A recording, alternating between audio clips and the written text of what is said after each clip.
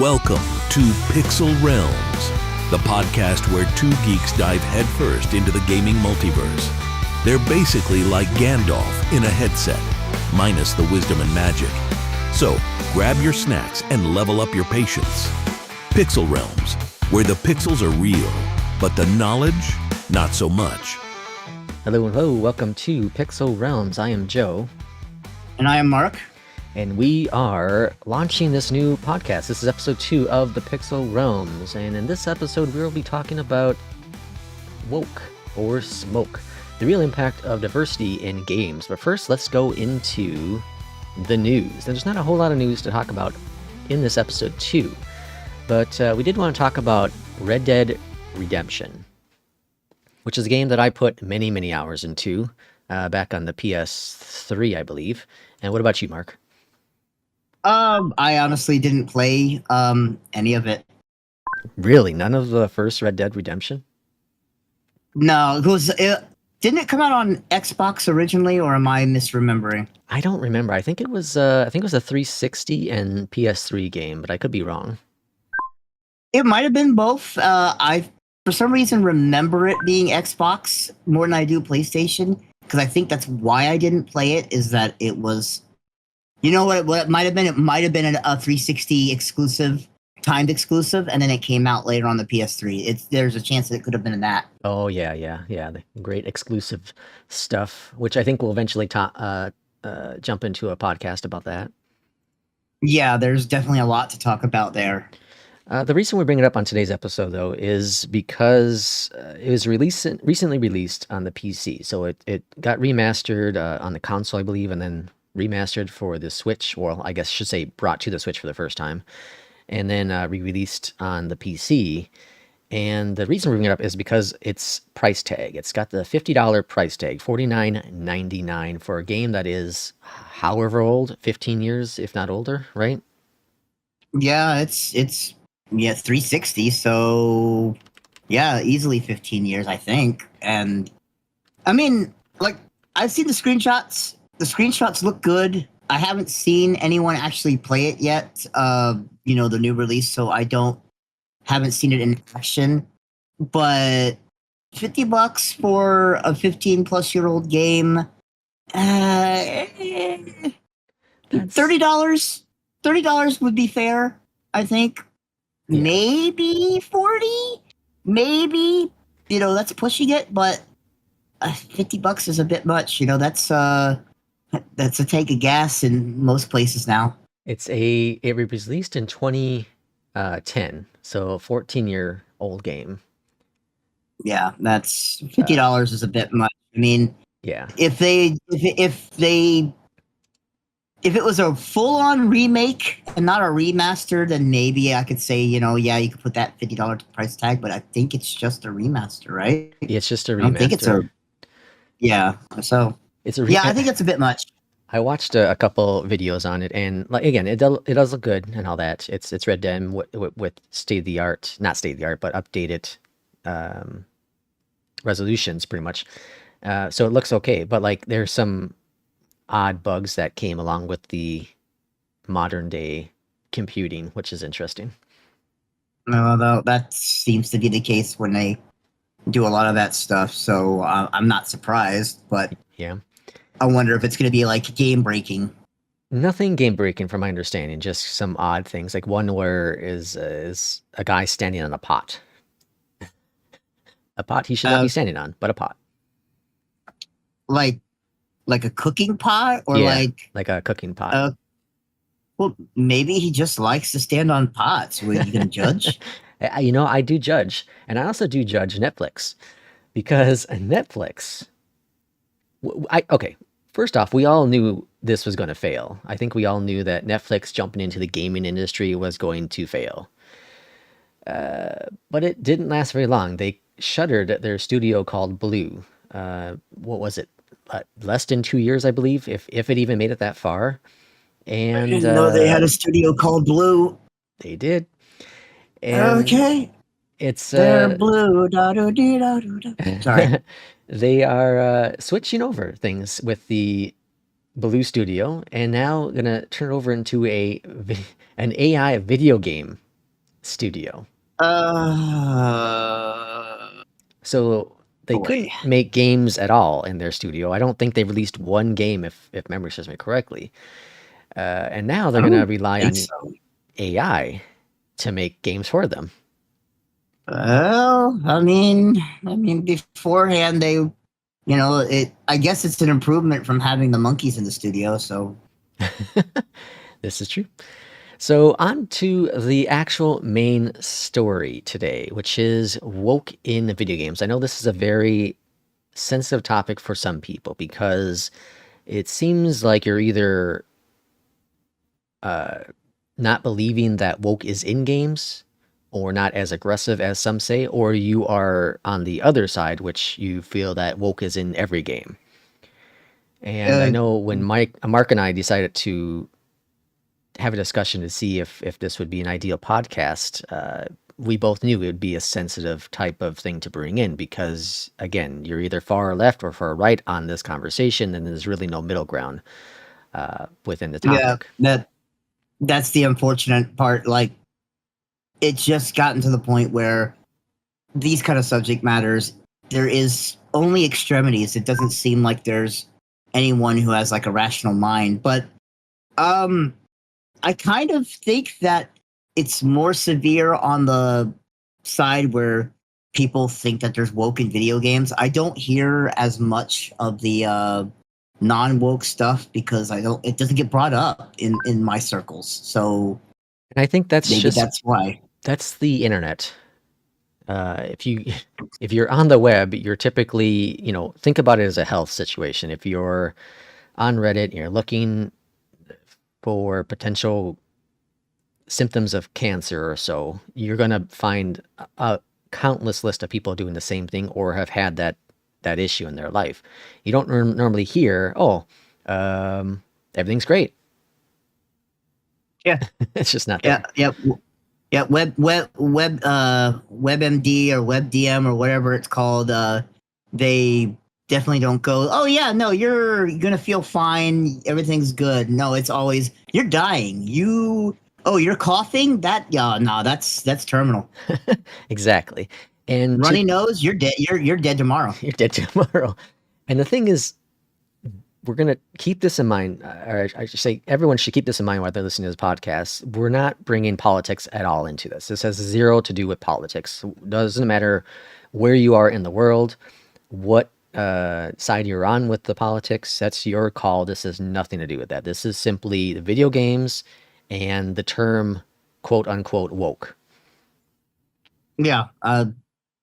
If you're here for politics, you're in the wrong unless people, for some reason, go, we strongly want you guys to talk about politics. If that happens, do that maybe down the road, but not today and probably not ever. And I think keeping politics out of games is important because you will have either side fight about certain things. Think about when there was the mass shootings and people blamed the gaming. They blame movies, Grand Theft Auto, precisely in terms of games. That game was the cause of all these mass shootings, and here we are, years later, decades later, and there are still mass shootings, and it doesn't More, seem to be more, the games. more than ever before. And it doesn't turn out to be the game's fault.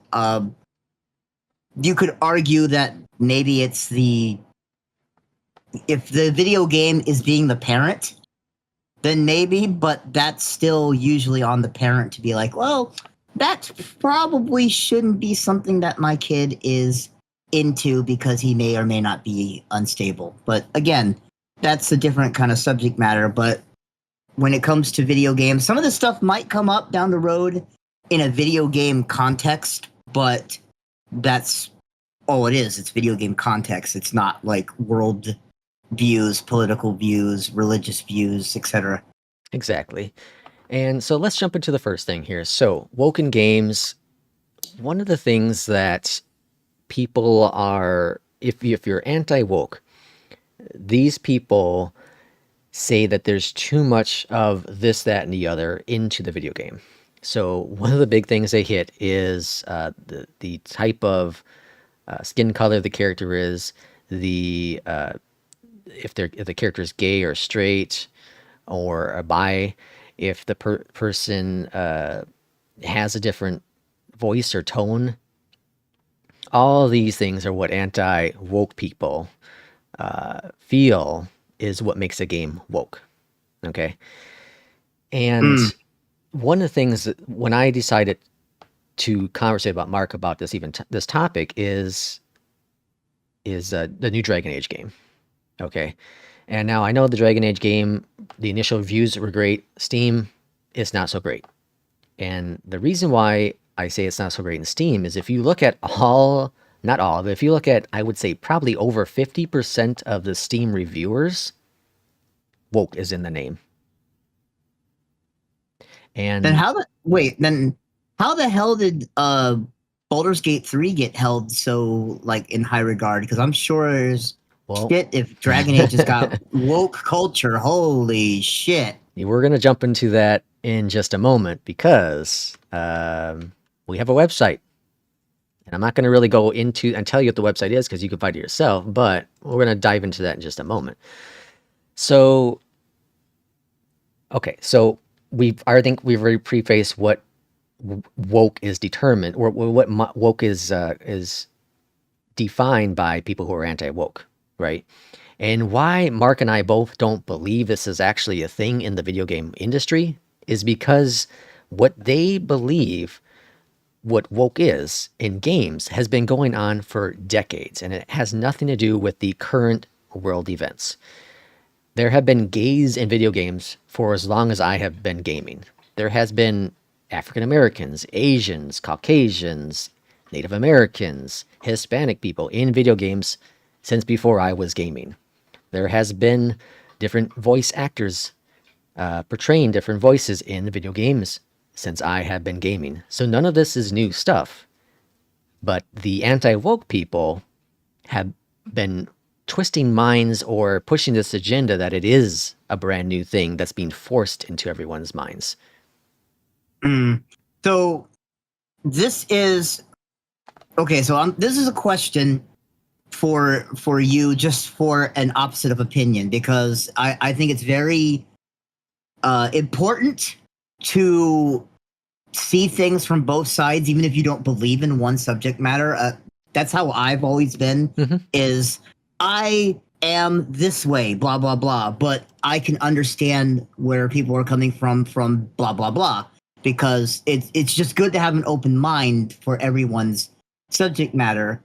Here's a question that I could pose for, let's say, the anti-woke people is, are some video games to draw in an audience, are they advertising games with said things? Like, because I've noticed, maybe because now it's been brought to an attention more in this day and age, which could just be the times. It might not have anything to do with woke or anti-woke culture.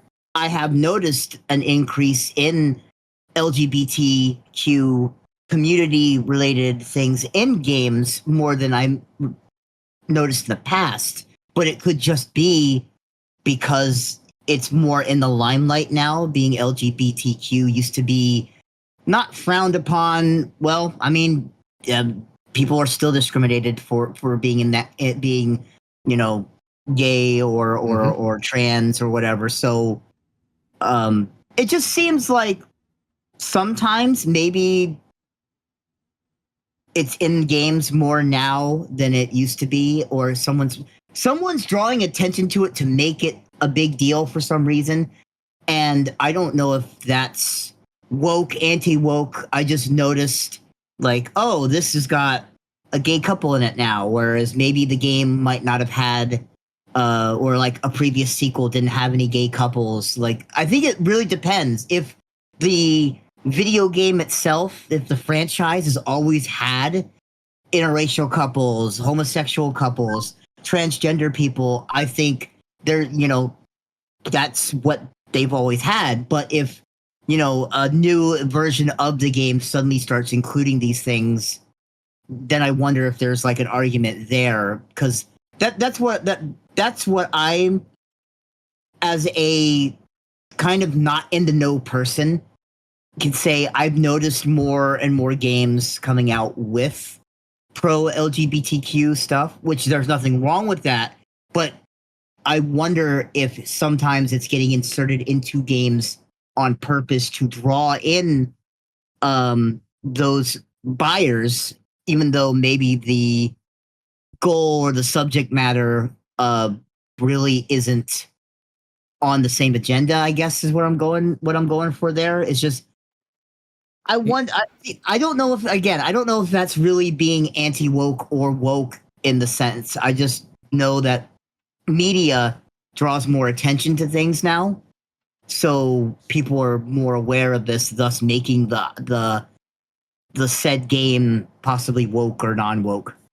Yeah, and you hit it right on the head there. But the thing to keep in mind is the openness of the world of Yes. diversity in the background has been so much more wide open compared to the past. And we see it now more because people aren't ashamed or as ashamed as they were in the past. And I think that's important to realize when we look at it in our games. Because Yeah. you can go into any grocery store now and see a gay couple. 20 years ago, Yes. it might be tougher, right? Yeah, I can see that. I think it's comfortability has changed, which is great. I think people should be able to be open regardless of, gay, straight, trans, whatever. You should be able to be who you are and be with the people that you want to be with. I think that's great. I think when it comes to talking about video games, though, there's a fine line between this is just being inclusive because they want to be inclusive, or people somewhere in a corporate meeting room going, well, let's put them gays in there so that way gay people will buy our games. Or when feminist rights became bigger, you started seeing the inclusion of main characters being women that you didn't get in the past. But then it also got kind of to the point where every new game for a while there felt like the main protagonist was female just for the sake of having a female character. It's very hard to draw a fine line, I think, because who's making money off of this to make money off of this, and who's being inclusive to be inclusive. Yeah, and so here's where I have issues, and this has nothing to do with the games. To segue into movies real quick, is so Disney's they've become known as the anti-woke company, as they've remade movies over the past several years now. And when they released the new Little Mermaid, they made Ariel as an African American. The original Halle Berry, story right? is Caucasian. She's a white girl. I have a Yeah. problem when you take a character and make them a different race just to make them a different race. Yeah, so it's a good thing that you brought that up, because I've had the same issue. The Fantastic Four, the last one, it was an awful film because it was an awful film, and my issue with the movie was the fact that they made Johnny Storm African American, or was it Invisible Woman? I can't remember. No, it was Johnny Storm, right? Wasn't that I think Michael so B. was Jordan? Storm. Yeah. Yeah. My issue was you had the brother and sister duo be mixed race. They could have done it with Reed Richards. They could have made Ben, but they wouldn't have done that with Ben because he turns into the Thing, so you're not going to see an African American. They clearly wanted that representation on screen, and there's nothing wrong with that. But it's like you had characters that you could have done that with, and you do it with the brother and the sister. Like, that makes no sense to me. Have people of different color or different gender, when it makes sense. There's nothing wrong with having I don't think there would have been anything wrong with having a black Reed Richards. Yeah. Or making Doctor Doom African American, or making the Thing African American, but you had the brother and sister and decided to be one of them was adopted or something like that. It's like, come on, they've always been brother and sister. I believe in every adaptation ever created, and I think Fantastic Four is 40, 50 years old at this point. They're been around a long time, longer than me. They've always been brother and sister. So why are you doing this now? Yeah, that feels to me like that's someone being, we gotta have an African American in this film. And who's popular right now? Get that Michael B. Jordan guy, or and let's put him in our film. And that's what that feels like more than being inclusive. Well, yeah, and also, continue within that conversation is they're redoing Snow White, and Snow Uh-oh. White is going to have a Latina actress. She is Caucasian in the original cartoon, and so I have no issues with them casting someone any race for a role if it's a brand new role or if it's a complete re-image of a role. For example, they remade Annie with the African American gal many years ago, and it was Yes. fine because it was a brand new take on that story, a brand new take. It's not just a rehashed version. And some will argue that Little Mermaid has a new story into it, but the concept is the exact same story. The base element is the same story. What we're hearing about with Little Mermaid, or sorry, with Snow White, is the same story. Is Adding it to okay. make it. So to be the opposite of the opinion, do you think? I guess what I'm going for is, does it change the story if she's black or if she's Hispanic? Maybe that's what. Again, I'm not for or against either. Maybe the actress who they choose for Snow White is just a very good actress who will play a good Snow White.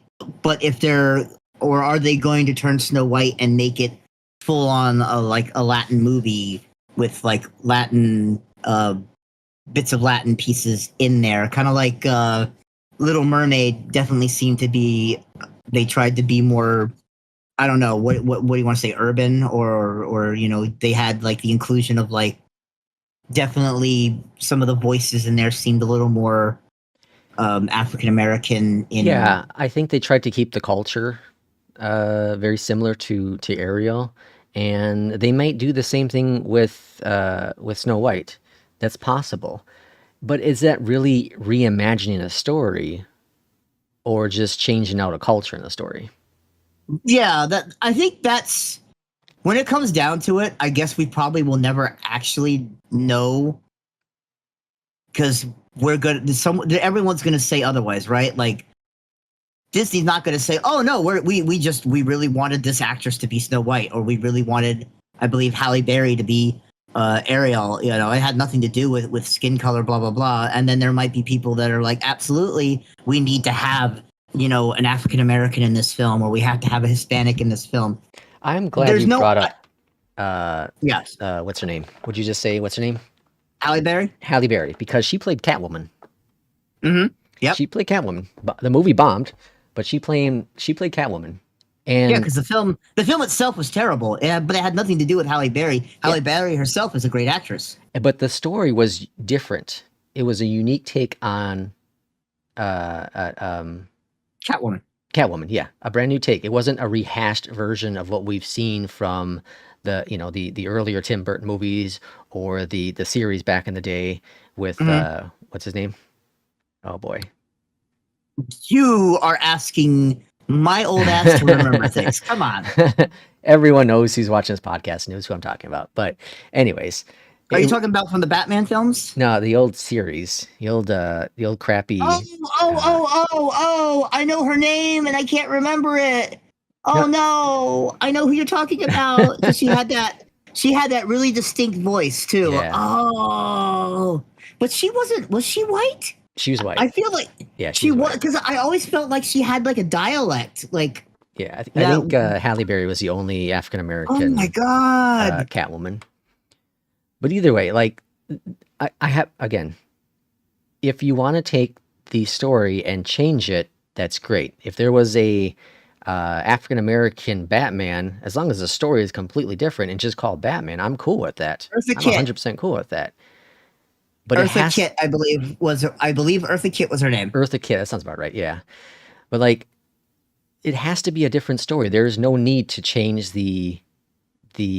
So if they took the Cosby Show and made it all white people, there would be a problem with that.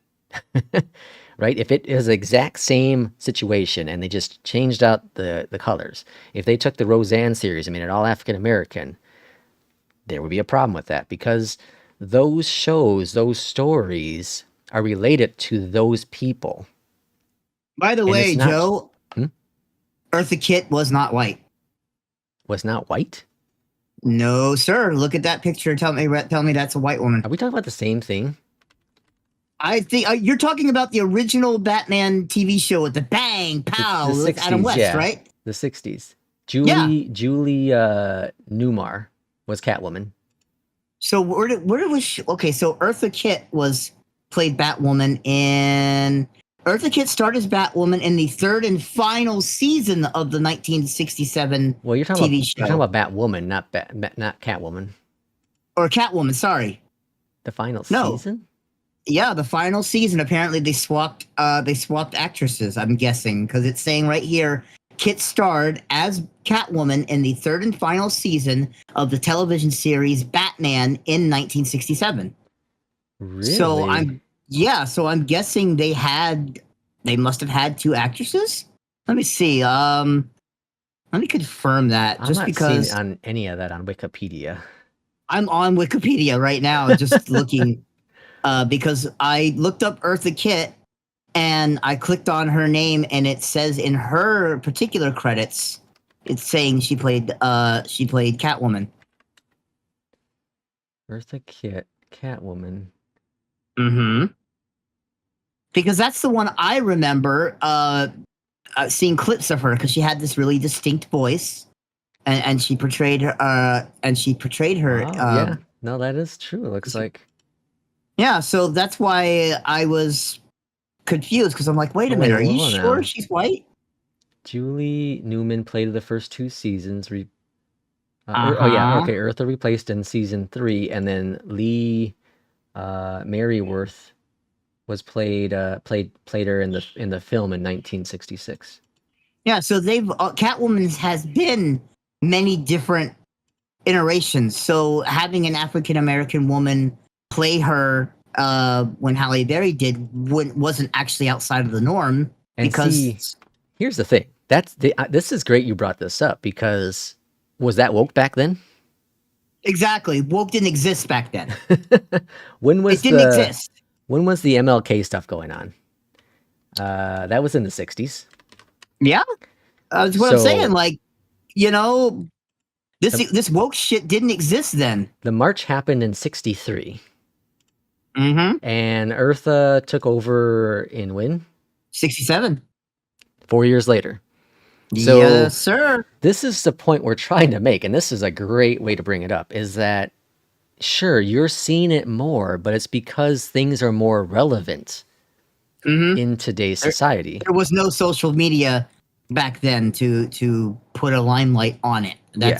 I think what it boils down to, and that's probably a whole another podcast as well, is social media is both the best thing and worst thing that's happened to the world in a very long time, because now things are in your face all the time, but that's the problem, is things are in your face all the time right away. Yeah. And so you brought up the whole, you're seeing it more because the media, not the media, but the marketing is doing it more. But they're also doing it more. Yeah, sure. I'm sure part of it is to get more money in there, of course. Yeah. But it's also to show this game supports it or is open to it to get those type of people, hopefully, to participate in those games. Mm-hmm. Yep. not every, there will be gays that don't want to play a straight person. There are straight people that don't want to play a gay person. But to have that option, especially in the role-playing games, to have the option to choose what you want to do, which a lot of games do, such as Dragon Age, such as Baldur's Gate, allow you to interact in the world however you want to as the character, and also are aware that your surroundings have gay people, have African American people, have strong female people, have weak male people, like myself. There are so many things around, and it doesn't mean that the game is woke. It just means that the game is real. Yeah, I think that's the case. Like, that's what it boils down to, is if it makes sense to have your main character be African American, have it be gay, have it be transgender, then then do it. If it's a role playing game which lets you play different versions of the same character, and you can make them male or female or transgender or whatever, that's fine. It's the problem is when you are doing it not to be inclusive, but doing it because purely to make money and be like, well, we want gay people to play this game, so let's make this character be gay, so that way they feel like they have representation. That's where I think is the problem, is when they're doing it to make money, purely to make money, than whether it's naturally integrated into the game. Yeah, and that's 100% of what I agree on as well. Let's see. So to dive into the same thing, but from a list of what some people have considered woke. Okay, so one of the most popular games in the past decade is the Witcher series. And I believe, Mark, you said you hadn't played all of it. You played a couple hours of it, right? I played Witcher 1 and Witcher 2, and I played a good 10, 15 hours of Witcher 3, but I never got out of Act 1 because I was just doing Act 1 stuff and just kind of exploring the map, because the map was so huge that I don't think I even uncovered it all. So, yeah. So this website I'm looking at, I'm not going to give the website name, but the website I'm looking at says it contains pro-LGBTQ messaging. Several minor characters provide homosexual remarks in there. And that's why they say they grade things on blue, yellow, or red. Yellow being partial, red being it is not recommended because it is pro-woke. And blue meaning there contains no woke messages whatsoever. But because it has pro LGBTQ, it is considered partially woke. Civilization 6.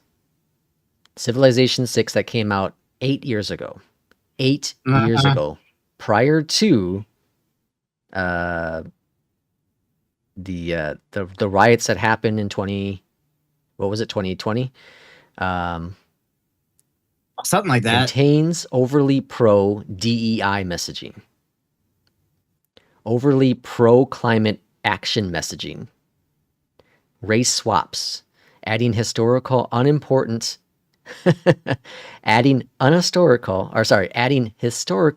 unimportant female leads. I'm curious. I'm very curious. If you take the older Civ games and on that website, do they come up as woke as well? I'm just kind of curious, because these games have been out longer than quote unquote woke was a thing. I'm going to send you the link and you can look at it with me as well, Mark. Warframe that came out 9 years ago. 11 years ago. It is not recommended because it has pride flag items. Balloons, the monkey game, the monkey tower defense game. Are you fucking kidding? BioShock Contains Infinite. overly pro LGBTQ messaging. It's a pride flag item available as a trophy. Who gives a shit? Oh my god! The game came out in 2018, and oh Jesus Christ! I'm gonna lose my fucking mind. Dead by Daylight. Shovel Knight. Shovel Knight. Oh my god! I'm gonna lose my goddamn mind. I'm gonna lose Mark has lost my it. fucking mind. Assassin's Creed 3. Oh Jesus H Christ. Oh my god. Wolfenstein 2. Wolfenstein 2? Mm-hmm. Wolfenstein. The fucking Call of Duty Modern Warfare games? Because it's got pride flags. Are you absolute? Baldur's Gate, released in 2013, is considered pro LGBTQ messaging. Features gay and trans characters that talk about sexualities, trans characters, homosexual romance options. Okay. Yep.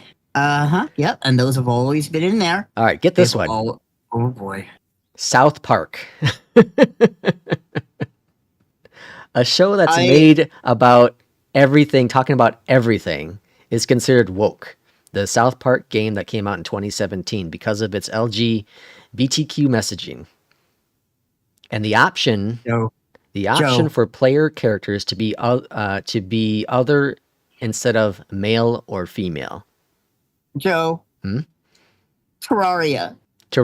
Yes, I saw that too. 2011 contains overly pro-LGBT fucking Terraria. So in that, oh my god, no, you know what? I'm not gonna bring up personal shit here. Oh my god, I'm gonna lose my mind. I'm gonna lose my fucking mind. Are you EA PGA Tour? So red is like more. Red is not recommended because it's woke. So, but it's more woke than yellow, correct? Yes, yeah. Yellow is informal. It provides you with information. Terraria is more woke than The Witcher 3.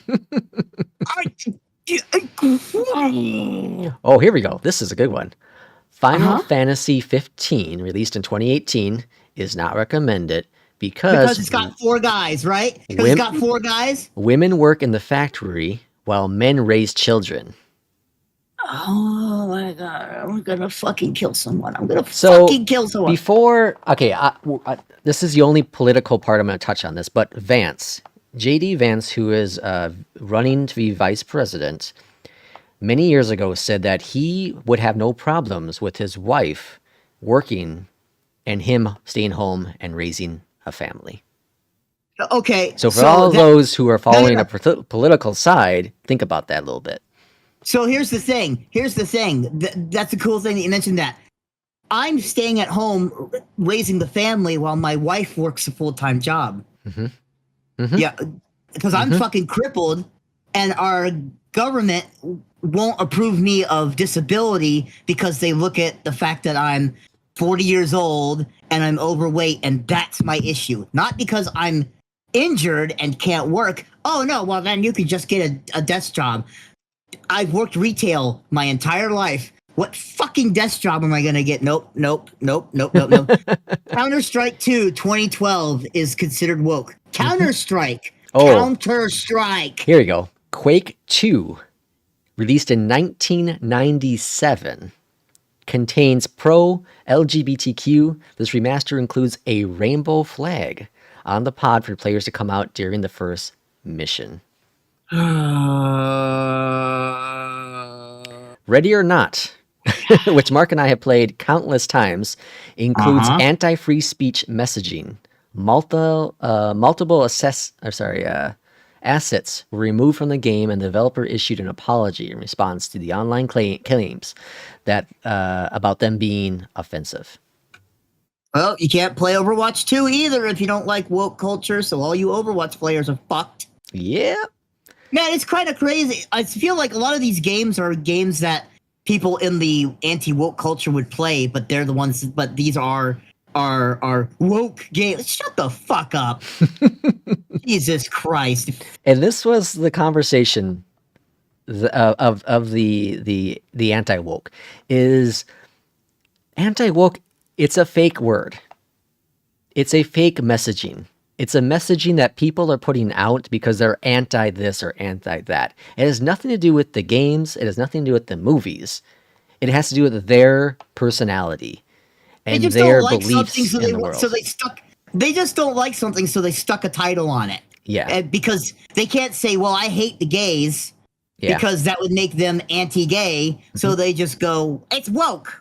Yeah. So they just compiled everything into one word to make it sound less hateful. Being anti-gay, being anti-transgender, being anti-black. Being racist is. You can't Oh be my racist in gosh. today's world, but you No, can be no, anti-woke. Oh, for fuck's sake, dude. Now, again, Oh. like Mark brought up earlier, This game list is ridiculous. like Mark brought up earlier, the forcing things into a game I have an issue with. Forcing things into a movie I have an issue with. Being real about the world we live in today and have always lived into, but excluded people because of whatever reason, Yeah. it's a different Yeah, story. That's the thing. This stuff's always exists, but people had to hide who they were because they were getting discriminated against. Now it's not. Now it's freeing to be able to be out and be who you want to be, but people don't like that. So they've gotta put a title on that when these people have always been gay or transgender or been an African American person, Hispanic person, because you can't change your goddamn skin color. These people have always existed, but because it's okay to be that now, the people who don't like it have to stick a fucking fancy title on it. Woke shit my ass. Mark, you play Don't Starve, don't you? Or You can haven't you? take your. I played a little bit of it. It's not recommended. The character WX78 is non-binary and uses they or them pronouns. Is it because they're not human? I'm just curious. Is it because they're not a human character? Just curious because oh my god, dude. Like, okay, so here's another instance that I could say that I feel like they're being inclusive where it doesn't fit. The new Transformers cartoon that's airing, I believe, on Nickelodeon, or actually, no, I think it's on Paramount. I don't know where it's airing, honestly. I've only seen it on Paramount. It's called Transformers, I think, Earthspark. So there's a sentient, I guess you could say, group of Transformers that were created on Earth. I forget what they're called now. Like they back in the day, they used to be called mini-cons because they were smaller Transformers. But anyways, the point is they were created on Earth, so they're like a new faction, sort of. And one of the characters recently, like, they're like, oh, hi, this is blah, blah, blah. This is their name, and this is their name. And they're talking to, I think, Optimus Prime. And the person's like being called a he. And the character goes, I don't really feel like I'm a he. Like, but they also decided they weren't a she. So decided to be, non-binary. And I thought that was... Personally, I thought that was different. I thought it was ridiculous because it's a cartoon about giant robots that turn into vehicles.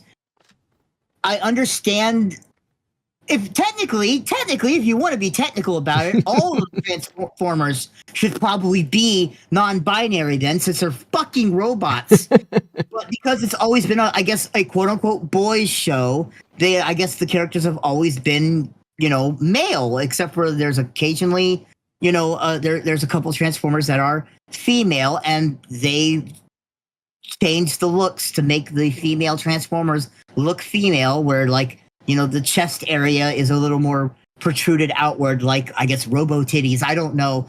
But, like, I've never, we're talking about a show that the original Transformers, G1, came out in 1983.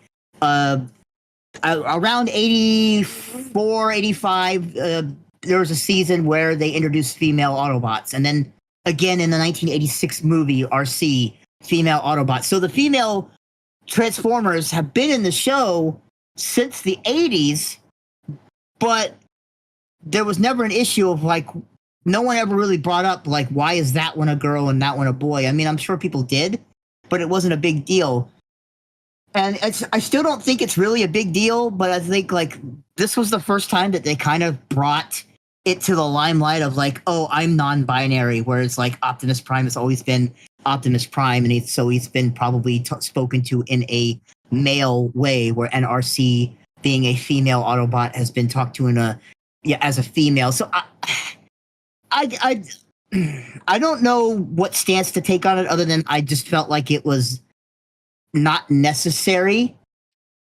It I could don't be a think s- it could be a situation where it seems like they kind of forced an agenda. yeah, that's what I feel like they forced an agenda, because it's like Transformers has never really. Yes, there's been male and female Transformers, but they never really cared about that. It just happened to be that this character was designed as a female Transformer, and this one was designed as a male Transformer. But they never, and maybe they were called he and she because of it. But they never like put a focus on, oh, that's a female Transformer or that's a male Transformer. Other than like I said, one episode of the cartoon where they decided to introduce back in the 80s female Autobots to the show, so that's why it was like female Autobots, blah blah blah, like as a way to like bring them into the show by highlighting them, and that was the only time where it was really like made a big deal about referring to them as female. Yeah. Other than that, it never mattered in any other case of media. So like the fact that here in 20, I think this was early this year or late last year, that this happened in the Earth Spark show, where it's like we're focusing on saying that this particular character is non-binary. It just felt out of place for a kids show, and that's when it actually did have controversy. Now that I think about it, now that I'm remembering, and we're talking about this, there was a little bit of stink of people being like, they're forcing an agenda on our children by putting a non-binary, thing. Yeah. And it's like, I guess I get that point. Like maybe that's the case, because I just felt like it was needless. Like you don't need a non-binary Transformer in a show where they're all fucking robots. Yeah. I I don't know. remember in an early season of Curb Your Enthusiasm, where I watched all the seasons. Fantastic show. It's sad it's over, but there was an episode in there where I think it was Larry David had I don't remember who. Anyways, he met a kid, and they like sewing or something, and he bought them a sewing kit or whatever it was, something like that. And the parents were accusing Larry of saying that the kid was gay, and he's like, "No, they like to sew. I bought him a damn sewing kit."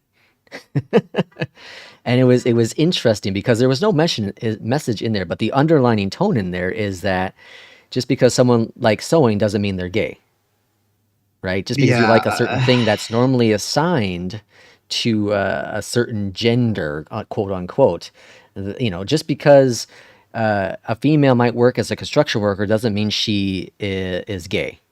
Doesn't mean she's masculine. It means she just likes construction field. So does that mean that every male chef is gay? Because back in the olden days, the women were barefoot and pregnant, and they were home to cook the meals and take care of the kids and clean the house. Remember, that was them their olden days. Yeehaw! Oh my God. Yeah. I'm looking at this list. 2013. But it does seem there's a 2009 game that's yellow.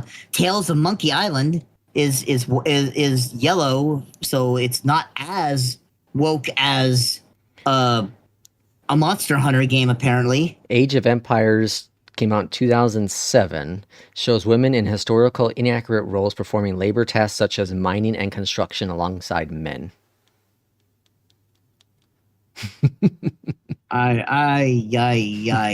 We need to move on, Joe. I'm gonna be pissed the rest of the show. Like if I keep looking at this list. So, anyways, to sum up our conversation here is we don't feel that anti-woke is that big of a deal that some people seem to be making. within the movie, within the game industry. We feel that's there are some studios that maybe are pushing it a little bit more just to get sales. But we also believe that at the end of the day, these hardworking developers are pushing out stories that are the full real world that we live in today. There are gays, there are blacks, there are women that are working, there are men that are staying home. This is the world we live in. And it has nothing to do with pushing a message on people. It's showing the realism within today's world. You make something out. You make a big deal out of nothing, and it becomes something. Is basically what it. If you start a new religion called the magical elf, and then a ton of people start talking about it, the magical elf becomes a real fucking religion. Is it a real fucking religion? Probably fucking not. But if you start talking about it and making a big goddamn deal about it, then maybe it becomes one. That's essentially what it is. Is you take something that is nothing and you turn it into something by focusing in on it and bringing it to the public attention, and then someone else catches on and goes, oh, you know what? That's right. You're right. That is kind of blah blah. Like, no, can you just let video games tell stories? And if the game isn't for you, just don't fucking play the game. If you don't want a homosexual in your game because you are against homosexuals, then don't play the fucking game. Exactly. That's our right as humans. Now, exactly. On to try to get Mark into a happy place. Let's talk about our favorite go-to game. I'm in my happy place. I'm in my happy place. I'm in my happy place. I'll start off to let Mark relax a little bit. My two go-to games. I have two of them because it depends on the mood I'm in. But Mark's known me for a while now. Flight Simulator over the past, definitely the past 4 years, have been my go-to. Primarily my go-to game, more so because it's helped me get through a lot of the health issues I've had in my life. Something to lose my current world into a fantasy world. And the other one is Diablo. As I mentioned in the previous episode of the podcast, it was the first game I really remember being excited about. And so when I'm not interested in flying fake airplanes, I'll jump into the world of Diablo and destroy all the demons. Yeah, and like I've kind of mentioned in the last podcast as well, a lot of it depends, like you said, what you're in the mood for. So if I just want to turn my brain off, if I'm just like, I just need to be a vegetable and drool on myself and pretty colors go and things go burr and whatever. I play World of Warcraft. Mm-hmm. That's my shut my brain down because I know my characters well enough that I don't have to really think. Otherwise, a lot of it is mood based. I've been playing a lot of simulator games over the last, let's say, 2 years. My God, how I've put so many hours in stuff like House Flipper and my current game, TCG Card Shop Simulator. And I've put a lot of time into Supermarket Simulator and a lot of those type of games. I've been playing a lot of them. They're pretty relaxing despite it's so weird. Stuff like Supermarket Simulator are games that I really like to play, even though me personally would never want to work in a supermarket because I've worked at a supermarket. It's awful. Also, roguelite / roguelike. So stuff like Hades. I got really heavy into that genre because of Hades 1. And so I played a bunch of games like it. And then there's Baldur's Gate 3 and XCOM 2, where I have the most hours in on Steam because World of Warcraft is not on Steam. WoW, I obviously have more hours in than anything. But those two games, I have about 400 hours in, maybe a little less. I think they're actually a little less. Baldur's Gate, I think, is just approaching 400, and I think XCOM 2, I have a little over 400. Jeez. So those are the games I put the most hours into. So obviously, I must like them enough to go back to them when I'm feeling a certain way. So a lot of that stuff's depending on mood. I would say, long story short, to not rant too long, WoW and currently simulator games are my go-to. WoW is currently what I'm playing the most. That's my turn my brain off game. I don't have to think about anything. Simulator games currently, because that's what I'm in the mood for right now, are my I just want to chill, maybe have a stream on the second window, or YouTube videos while I'm doing this menial task in a video game. Yep, I like it. And on to probably something else that'll probably piss off Mark is our hot take: games bad for kids. Now, this is we touched upon it earlier in the episode, but the thought process is that when you play a video game, that you're going to become a mass murderer now. Yeah, I mean And my 19-year-old son, who is a pretty damn good kid, that I now, not just tooting my own horn as his father, but like he's a pretty damn good kid. He plays war games. He plays uh World of Warships and War Thunder. Those are his two go-to games where he's, basically he's a ship, and he's blowing up other ships. So obviously he wants to go and blow things up. My youngest plays a lot of Terraria, so he's woke. That totally. Yeah, happy place, Mark. Happy place. I'm in my happy place. Smile. So obviously you can look at this as a couple different ways. My nephew, he grew up watching me play games. He played games, and to this day he Mhm. plays games, and he's not a mass killer. And but It's not yet. not yet, not yet. And the thing that when I've looked at games is how much it's helped me personally and how it's helped Mhm. others, because I am an introvert.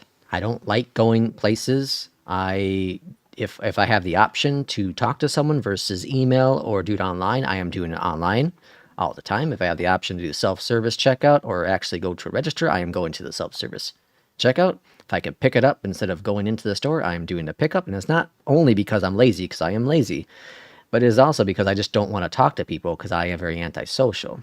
And to Yeah, do a podcast I and was to do gonna say. Wait a streaming minute. I was is gonna. very I was gonna say, like, wait a minute, because I'm an extrovert, but all of those things that you mentioned, I do it because I don't want to talk to people. Does that make me an introvert? Wait a minute, because you you might be an I'm introvert. loud. I'm loud. I talk to people. I have no problems socially interacting with anyone. I just don't like doing it. Well, you're like a mix of both, perhaps. Oh, okay. I'll take it, I guess. I don't know. I think that just boils down to, just your personality, doesn't it? Like, I don't know. It But can. Like, I think about myself and some of the people I work with. We are fine not talking. yeah, If it's just quiet in the place and not having any music and we're just kind of sitting there, we're fine with it. We don't need that. But there are people who need to have that social interaction, need to have music playing, or something that kind of at least give them something to have in the background going on. And then there are people who don't need any of that. I thought that was. I didn't really realize that was part of being introverted or extroverted, though. I guess because I'm either or. Like, I can be quiet and just be in my own head and think about things, or I can have stuff going on to distract me from said things. Usually, you don't want me being stuck in my head. That usually ends up bad for myself and everyone involved. But I could do it with no problems because it gives me time to sort my shit out. But yeah, I guess it really just I think it really just boils down to personality, right? Like, Yeah, yeah. We're all unique. We're all different in the way we do things. And we are all unique in the way certain things influence us, right? yes, And that's a good segue. and yeah, I'm pretty good at this. And that is where the video games come into play, because you were born a certain way. You have a background. If you had a if you had a raised up with weapons and whatnot, you may then jump into video games, and that may trigger something in your mind that means you want to go kill people, right? It may. It doesn't mean it's always going to be that way. And people who don't have weapons and don't have access to weapons may get triggered based on something and then go out and find a weapon and go kill someone.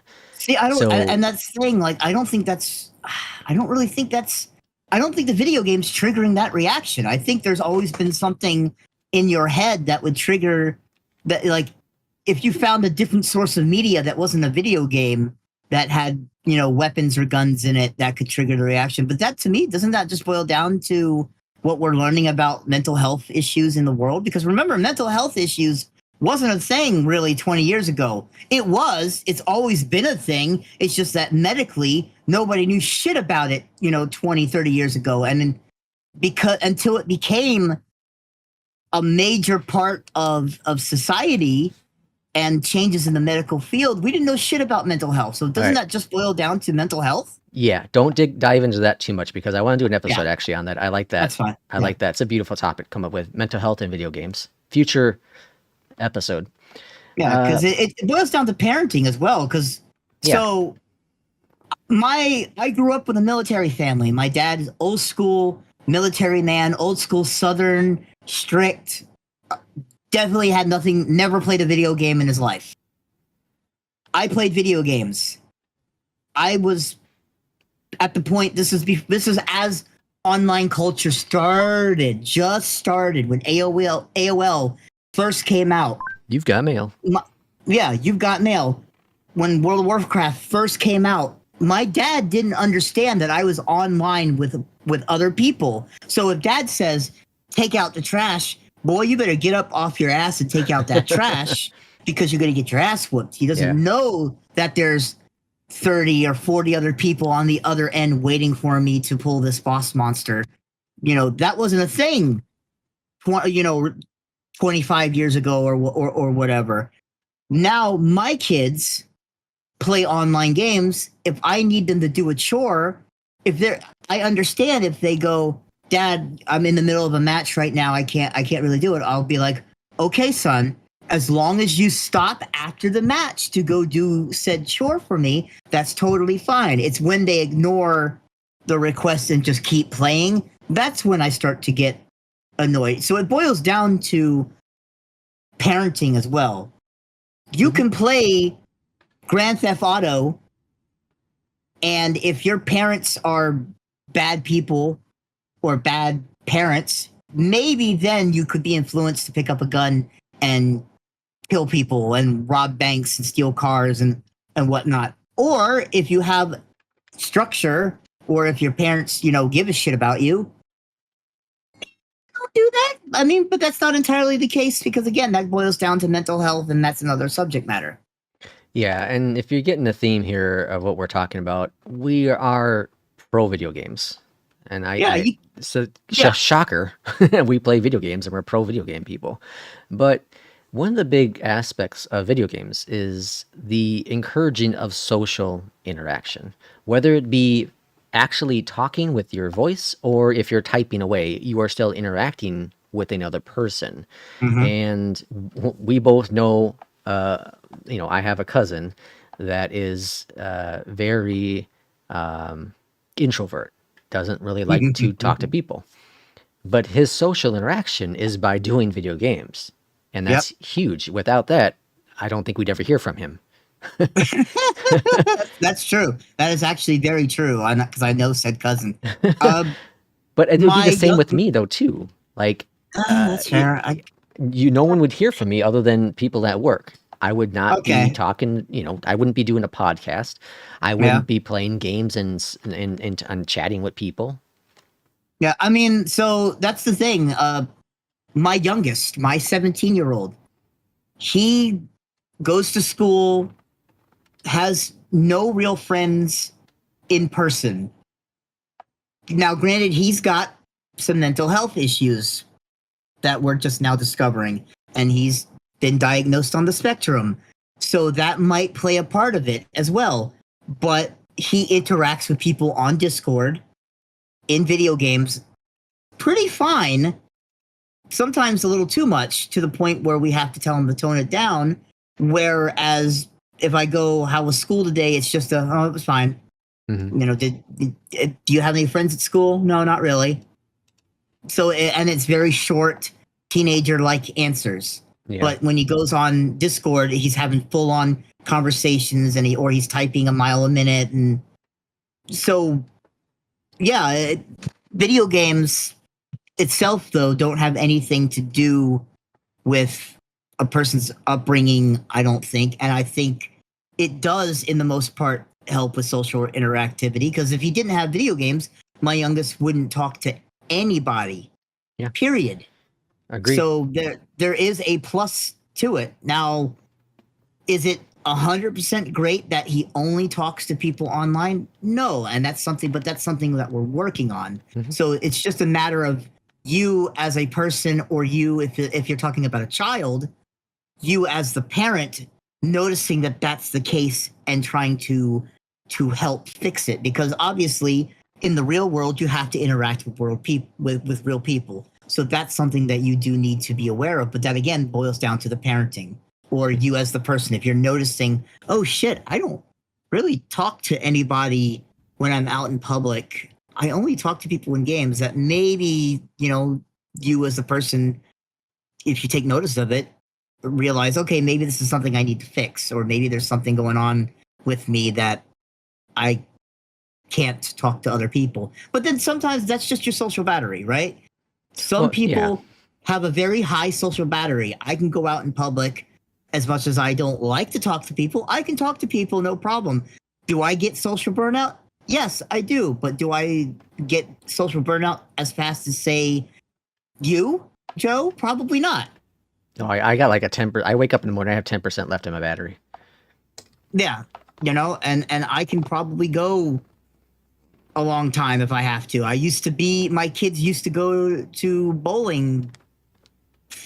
My oldest went to bowling 4 times a week, and my youngest went on Saturdays as well. And so you'd be in public with other kids and other families, and I'd have to do that for hours a night. And I, for the most part, didn't have any issues. Whereas another person might have had issues. So it's just a matter also of your social battery as well. But I don't think it has anything to do with video games itself. Well, onto to the topic, like creativity and imagination. It fosters growth within that area because it now gets you to visually see a world you would never see other than in like a movie, but in a game you experience the immersion at a whole new level. So it helps spread stuff in your brains to think about and see things that you would never imagine, Oh yeah, right? I mean, uh, good example is Minecraft. You know that they use Yeah. Minecraft in some classrooms now. Yes, absolutely. My oldest, when he his last year or so of high school, was in a class that had Minecraft being used as like the building blocks to things. My youngest is in a gaming class now that it frustrates me that he's not doing well in, because he doesn't take to I guess programming well, but it's basically he's learning how to use the Unity engine, which is the building blocks of a lot of games today. Yes. A lot of games use Unity. Any mobile game that you play on your phone, just Unity. about, I believe, uses Unity. Yeah, Unity is So, huge. Yeah. So this stuff didn't exist when I was in school, and it probably didn't when you were in school, Joe. Yeah, it didn't. Yeah, sure didn't. So the fact that they're using video games like Minecraft in classrooms tell you that it must have some kind of value to add on even an educational level. Yep. And it also provides a way to learn from mistakes. Yeah. Yep. Exactly. Think of any video game where you have a boss and you die fighting the boss, and you have Any to of the go and Soul redo the games. fight. Any of the Soul games. Granted, those are a little bit extreme, but you do get the satisfaction of learning the patterns of the boss and eventually overcoming said boss and getting that sense of accomplishment and satisfactory and adapting. So you can't say that you don't build anything at all from video games when you're with even those kind of building blocks. I'm going to bring in the next 4 bullet points I have into one example. And so learning from mistakes. The next one's technology and digital skills, alleviate stress, and encouraging goal setting achievements. And why I'm bringing that all into one example is because flight sim. So flight sim, obviously it's a sim. Allows you to learn from your mistakes. You can crash the plane a billion times, no one dies, but your own confidence. It teaches you so many new skills, digital skills, skills that if a pilot did drop out in a plane and you were the only one there, you might be able to get that plane on the ground by programming some things. Alleviates stress. I told you earlier that I use Flight Sim as a way to get me out of some of the health situations that I was in, get my brain in a good place. Flight Sim helped me with that. Encouraging goals and setting those goals and achieving those goals. So I've tried really hard over the past 4 years to get better at certain things within Flight Sim, learning how to manage the flight planning better, learning how to talk to ATC. These are things that without a sim, I'm not going to call it game because people get mad at that. Without a sim, I would not have learned any of these skill sets that, sure, yeah, on a day-to-day life aren't really very valuable, but they are if you look deep down underneath everything that I've learned in terms of all the math skills that I've had to use when it comes to making sure the weights of the planes are properly set up. Thinking about all of the video editing I've done for my channel, that's a skill that's added because of my hobby within Flight Sim. Yeah, there's a lot more credit that can be given to video games that people don't want to give because then they'll have to admit they were wrong all these years, that video games do add something. Now, can excessive video games be bad? Yeah, I'm sure. Anything in great quantities can be bad. Anything, not just video games. If you watch have too much Mountain Dew all day, every hour, that's bad. yeah, If you'll you probably be pissing dew, and that's probably not good. do the do. Do the do. If you if you have cocaine once, you might not die, but if you do it a lot, no, okay, that was no.